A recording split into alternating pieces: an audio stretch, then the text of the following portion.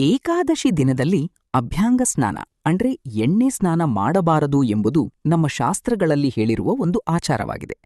ಇದರ ಹಿಂದೆ ಆಧ್ಯಾತ್ಮಿಕ ಮತ್ತು ಆರೋಗ್ಯ ಸಂಬಂಧಿತ ಕಾರಣಗಳಿವೆ. ಏಕೆ ಅಭ್ಯಾಂಗ ಸ್ನಾನ ಮಾಡಬಾರದು?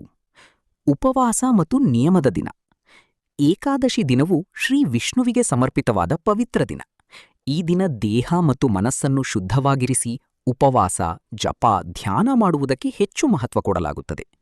ಎಣ್ಣೆ ಸ್ನಾನವು ದೇಹಕ್ಕೆ ಸೌಖ್ಯ ಮತ್ತು ವಿಶ್ರಾಂತಿ ನೀಡುತ್ತದೆ, ಆದರೆ ಈ ದಿನ ಸಾಧನೆಯ ಮೇಲೆ ಗಮನ ಇರಬೇಕು. ತಮೋಗುಣ ಹೆಚ್ಚಾಗುವುದು.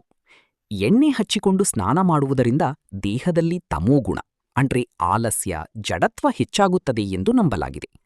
ಏಕಾದಶಿಯಲ್ಲಿ ಸಾತ್ವಿಕ ಗುಣ ಹೆಚ್ಚಬೇಕು. ವ್ರತದ ಶುದ್ಧತೆ.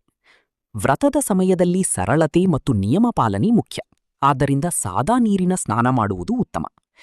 ಆಧ್ಯಾತ್ಮಿಕ ಕಾರಣ.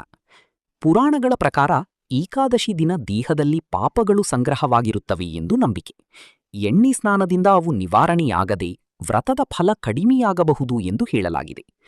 ಹಾಗಾದರೆ ಏನ್ ಮಾಡಬೇಕು? ಬೆಳಗ್ಗೆ ಬೇಗ ಎದ್ದು ಸಾಧಾರಣ ನೀರಿನಲ್ಲಿ ಸ್ನಾನ ಮಾಡಬಹುದು. ವಿಷ್ಣು ಪೂಜೆ, ಜಪ, ಪಾರಾಯಣ ಮಾಡುವುದು ಉತ್ತಮ. ಉಪವಾಸ ಅಥವಾ ಫಲಾಹಾರ ಪಾಲಿಸಬಹುದು.